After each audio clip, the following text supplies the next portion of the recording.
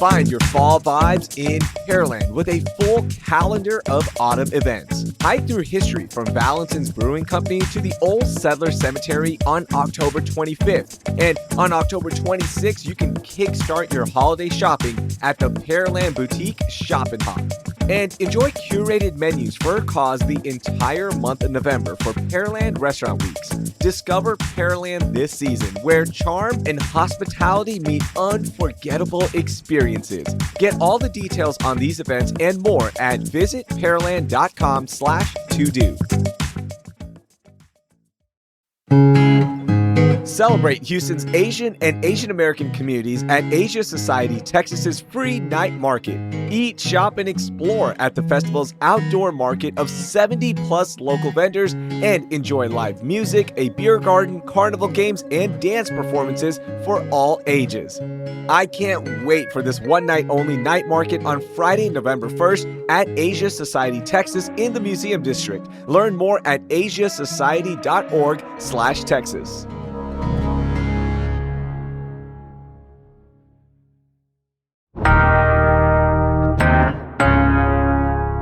Today on CityCast Houston, were you bracing for higher property taxes in Houston? Well, there's some relief heading your way, at least for this year. Plus, traffic at Bush Airport might finally be coming to an end. And why some Houstonians were honking and yelling at people during a photo shoot. Houston Public Media's Lucio Vasquez joins me to recap the news from this week in H-Town. It's Friday, October 11th. I'm Raheel Ramzanali, and here's what Houston's talking about. Lucio, what's up, man? Happy Friday. How are you? I'm doing all right. How are you?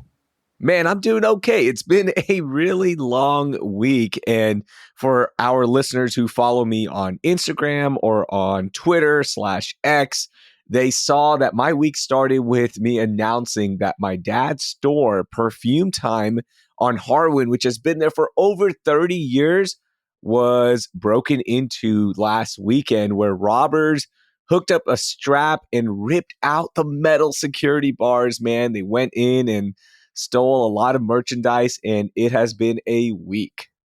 That's so intense. My gosh. So they literally ripped out the bars. Yeah. So, okay, what are things looking like now? How's your dad? You know, it's been hard for them. My dad and my uncle have been there for over 30 years, as I mentioned, and they are a huge part of that community. They're one of the legacy businesses of that block of Harbin, the 8,000 block. And it's been hard with the cleanup, with getting new windows, getting new security bars installed. But luckily, the other business owners have all rallied around him, and you know, they're trying to figure things out because this was the 5th break-in in that area. And, you know, business owners are concerned, and they're trying to figure out, like, how can you deter this? Because you take all the right steps, right?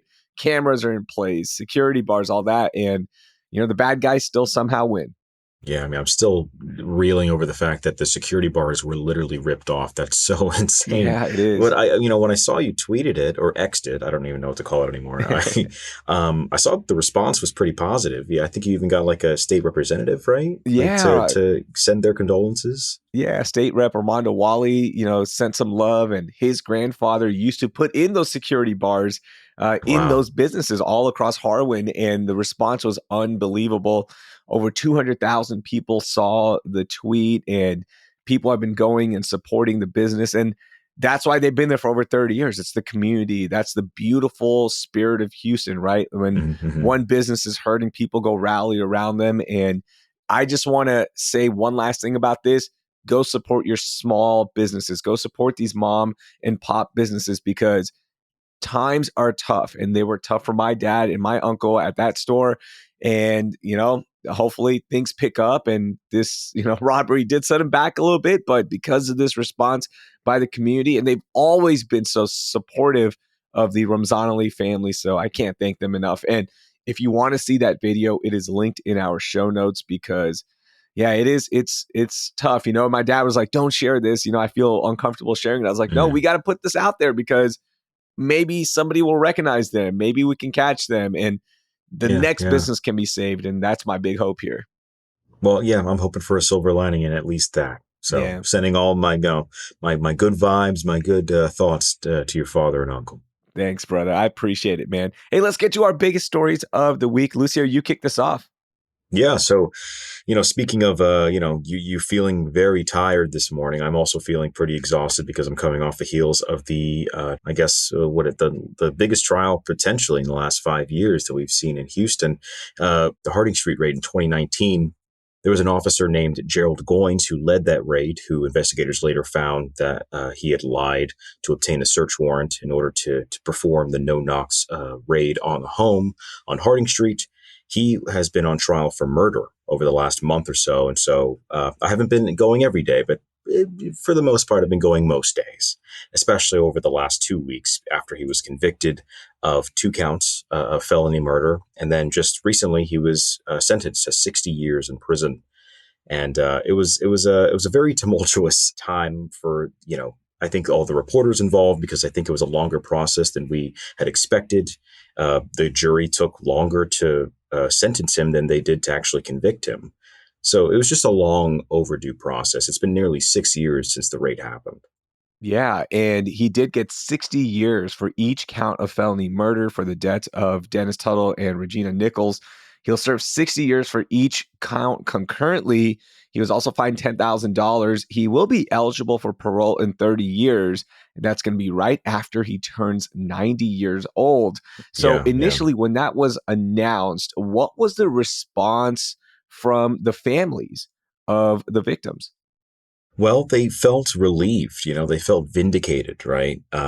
All of the synonyms that I can say, right? But there was also a lingering question as to why did this happen to begin with, right? The motivation for the lie that was used to get the search warrant that ultimately led to the raid, they still don't really know why he lied to begin with.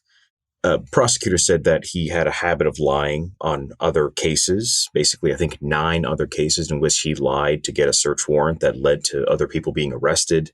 At this point, dozens of cases have been overturned, more than dozens of cases. A lot of cases have been reviewed that have been involving Goines. But at this point, we still have federal charges that are being pinned on him. We also have a pair of civil lawsuits that were filed by the family against Goines, as well as former Chief Art Acevedo and the city of Houston. And so those are all, progressing as well. Now, Goines' defense attorney said, quote, "We still don't believe legally that he is guilty. We look forward to having the appellate courts review this." So they are going to be appealing this.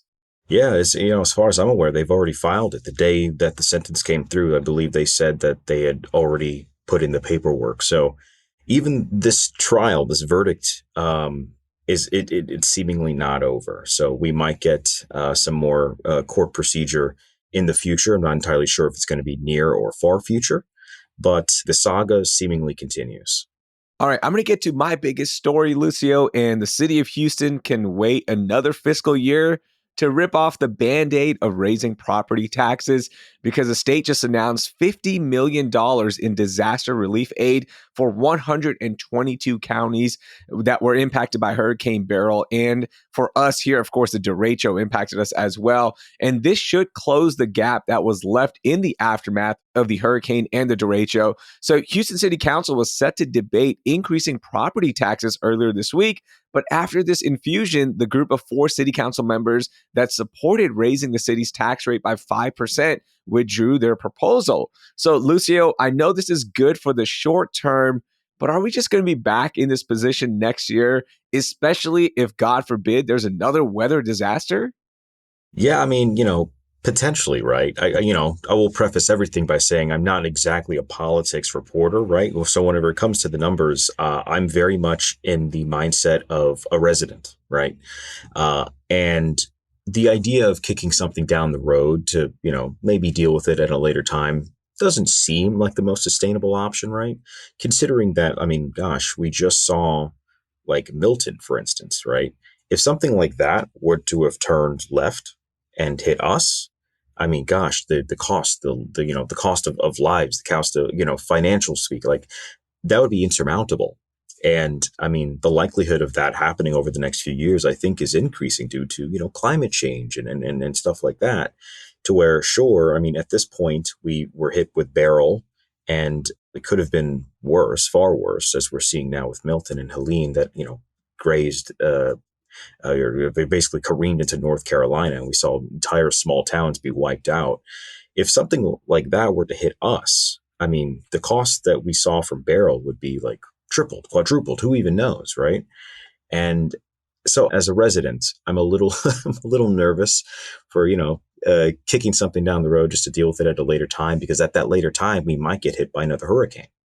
Next year, there is Mm. three things that could happen, right? And one is happening. Mayor Whitmire has said this time and time again, is that he wants to clean up any kind of waste in the budget, right? Like clean things up. Let's see where you can save some money. Number two, could there be a fee for trash pickup, right? Like most other major cities in Texas, they have a fee for trash pickup. So that could be another thing. And the third one could be, even after all those, there might be a property tax increase because the city has been steadily staying low on this and has declined in the last few years. So, it has cost the city billions of dollars. We talked about this last week, and it could be a thing where at some point, even after this infusion next year, when it's time to debate this, there could be an increase coming in one way or another. And we are seeing increases, at least in Harris County, right? They already approved their budget. We're seeing an 8%, I believe, 8% increase to the property tax rate. And that's the first increase that we've seen, I think, in the last 6 years. And that's specifically due to the natural disasters that we've been seeing here in the area. So, I mean, again, there's no telling the long-term impact that these storms are going to have. But I think it's safe to say that the storms are not going to stop. So I think it's probably time to start probably looking to the future and seeing how we can actually circumvent a lot of the damage, maybe, do some more flood mitigation projects potentially. Yeah. I'm not entirely sure what that looks like on the city and county level, but I'll be very interested to see what they come up with.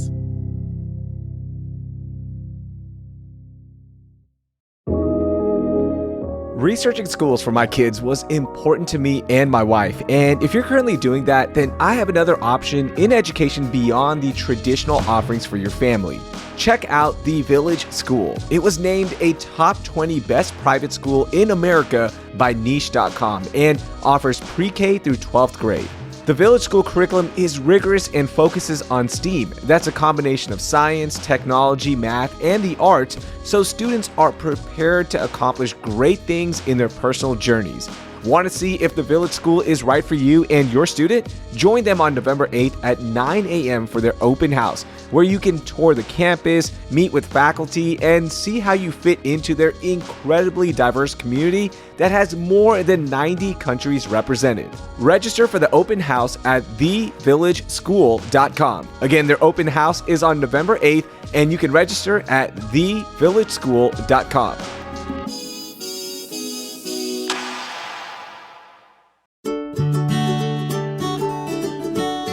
Moody Center for the Arts at Rice University connects people and ideas through free art exhibitions and events. In October, the Moody's programs include Chef Chris Shepard, origami master Kyle Fu, artist Lucy Kim, and Rice University researchers in neuroscience, anthropology, and history. The Moody is one of my favorite places in Houston to find some creative inspiration, from their incredible programs like the ones I just mentioned to all of their art exhibitions on view, and of course their public art like the Terrell Sky Space, which is even more awe-inspiring with these intense fall sunsets we're getting. Explore the intersection of art, craft, and science at the Moody. Register to attend free events at moody.rice.edu. That's moody.rice.edu. And follow them on Instagram at The Moody Arts. I'll see you at the Moody. All right, Lucio, let's get to our most overlooked stories of the week. What do you got for me? So, Harris County has a burn ban right now. They just passed it recently, I believe the last few days. But this also overlaps with Diwali.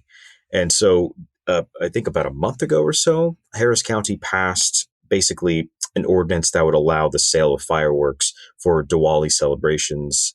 And now that this burn ban has kind of overlapped with that, then now we can't sell specific fireworks due to the burn ban, because obviously if, specific fireworks maybe catch fire to grass, basically fire during a burn ban is a very big Yeah. no-no. And so now we're seeing a limitation on what fireworks can be sold. I believe they're, quote, tail and fin fireworks. So like skyrockets, missiles, bottle rockets, etc. Those are not going to be allowed to be sold. But other fireworks seemingly are fair game. Yeah, Diwali this year falls on October 31st with the celebration beginning as early as October 23rd. And, just to put it in a really quick term and high level, what it is the triumph of light over darkness. And that's why the fireworks are such a big part of the celebration for a lot of people in our South Asian community here in the city of Houston. And, it's a great time for families to come together. There's a lot of good eats as well, Lucio. So, go to a Diwali celebration if you haven't. But yeah, this is kind of tough because we haven't had that much rain here. So I understand the burn ban. And for the communities that celebrate, they were all excited because this was going to be the first time that fireworks were available to be purchased for Diwali. So, man, this is tough. But I mean, what can you do? It's dry out there. Yeah, yeah.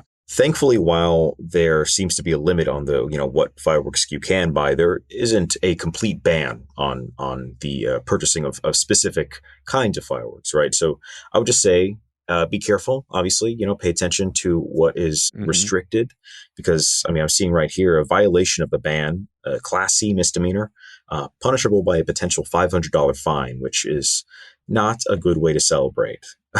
No. So again, just be careful with open flames, be careful with how you celebrate, as always. Yeah. So again, just an air of caution, both for the drought environment and for, your fingers potentially. Yes, absolutely. Okay, Lucio, my story has a lot of questions, and I hope we can figure out some kind of answers here, okay? But when did we become the city for doing proposals, video shoots, and now photo shoots in the middle of traffic? Oh gosh. A few days ago, I don't know if you saw this or not, but around 7 p.m., a couple decided to do an impromptu photo shoot on 59 near Fannin, bringing traffic to a standstill while other drivers drove by them, honked at them. And the couple that was doing this photo shoot, again, in the middle of traffic at 7 p.m., they were just smiling and laughing.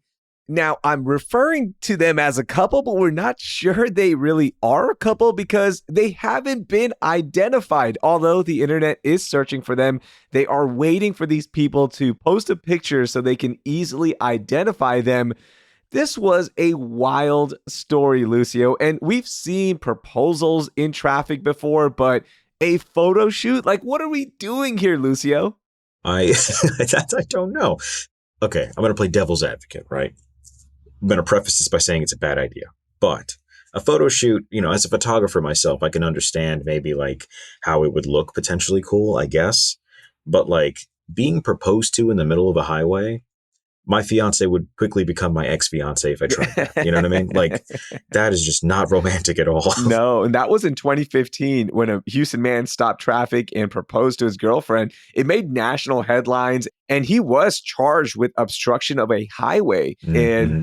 yeah, he wanted to do something different. That's what he told ABC 13. But yeah, I think my wife would have been like, wait, traffic? What are we doing? You are combining something that you hate and something you love? Like, are we just finding a middle ground here? I guess. But this photo shoot, like you can tell in the footage that they were taking pictures, but I didn't see any like nice cameras or anything. It looked like it was just Mm. a phone doing this Oh photo shoot. So gosh. like, man, yeah, traffic at night looks amazing, like on camera, right? Yeah, You do a yeah. long exposure, it looks beautiful. But Oh yeah. this was at 7 p.m. Sun was like still out. Mm. But can we all just agree to be more mindful of our fellow Houstonian? Come Yeah, on, it's yeah. 7 p.m. People are tired. They just want to get home. And now you're bringing traffic to a standstill for a photo shoot. And you haven't even posted the pictures. And you're doing it on like presumably like an iPhone, like Yeah. how good can the photos be? It better be an iPhone Pro Max. Okay. If it's that, then it's fine. Like those are pretty good. Yeah, yeah, one of the good lenses. Gosh, that's ridiculous. Like I can't even imagine having the audacity to step in front of those moving cars and try to stop traffic, please just be safe. Yeah, be safe. Please, please be safe. Now, if I had to stop traffic for a photo shoot, I'm doing it on the Galveston Causeway Bridge because that's so pretty right over the water. But again, I would never do that, okay? But if I had to, I would do that. That's where I would do my photo shoot. In the situation where you had to do a photo shoot. Yeah. Yeah. Someone's like, you have to go do a photo shoot in traffic right now. Where are you going? Or else. Yeah, the Causeway Bridge because it's so beautiful.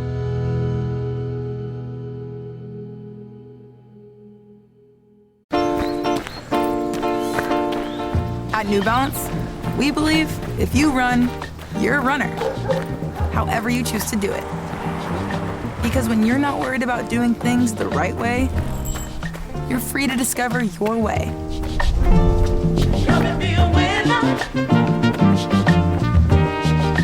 And that's what running's all about. Run your way at newbalance.com/running.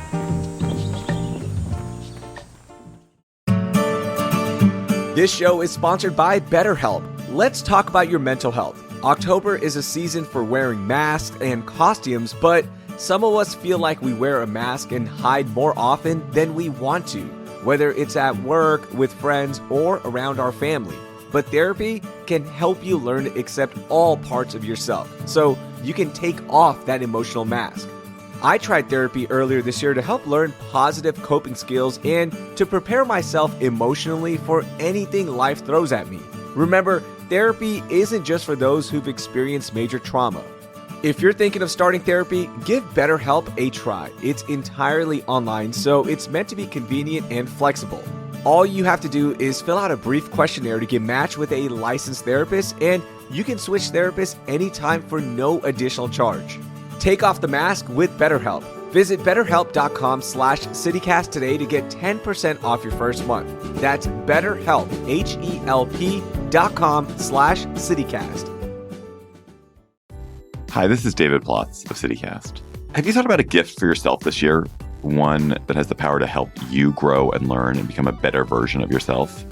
Give yourself the gift of language by getting Babbel. With quick 10-minute lessons handcrafted by language experts, Babbel gets you talking a new language in 3 weeks. Because talking is the key to really knowing a language. And that's how Babbel approaches it. It's designed for real conversation. So I have a trip to France planned with my girlfriend. Was it inspired by the Olympics? Yes, it was. And it's given me the chance to revive my old high school French. And it's so fun to catch back up with the vocabulary I'd forgotten. To remember all the food, for example. I'm in a lesson on ingredients, so I'm going to make crepes with butter and sugar. Avec sucre et de beurre salé, on va se régaler. We're going to have a feast. They learned this great new French expression too. J'en ai l'eau à la bouche. That means I have water in the mouth. That means it's mouth-watering. Love it. Love French. Anyway, Babbel gets you talking, and studies from Yale and Michigan State University and other leading universities prove that it works. So here is a special holiday deal for CityCast listeners. Right now, get up to 60% off your Babbel subscription, but only for CityCast listeners at babbel.com /citycast. Get up to 60% off at babbel.com /citycast, spelled BABBEL.com /citycast. Rules and restrictions may apply. Okay, Lucio, let's get to our moment of joy. I will kick this one off because I'm excited to talk about this because believe it or not, but we might be getting some traffic relief at Bush Airport because the huge Terminal D project, Lucio, is nearing the final stages of completion with an opening date of October 22nd. We are almost there.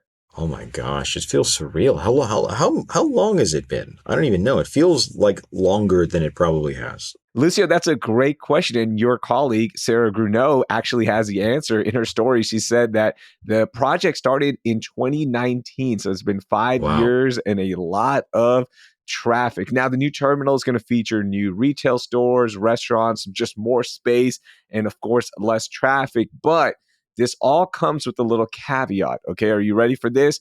Oh, gosh. There is still going to be some projects going on, including a new international central processing area and the United's Terminal B project as well. So there will still be projects going on, but this was the big one that was impacting traffic where you had to divert to Terminal E and walk to Terminal E from Terminal B sometimes. Like, it was just all a nightmare. And there were days where you were stuck in there for 45 minutes. I know I've personally been stuck there for 45 minutes, and I know friends have. So hopefully we're getting some relief. And Bush Airport is already one of the best airports in the nation. This is just going to make it better. So I'm excited for this new Terminal D unveiling. 100%. Yeah, I can't wait to fly and not be as stressed as I usually am. You know, I'm very excited to see the clear roadways. Yeah. Hey, what was your moment of joy? My moment of joy, honestly, it wasn't necessarily a story, but I think the process of covering the trial that we were talking about just earlier, it was a very lengthy process, right? And myself, along with a bunch of other reporters from a bunch of other publications and stations, it was usually the same people, like showing up to court, 9:00 or whatever, time it started.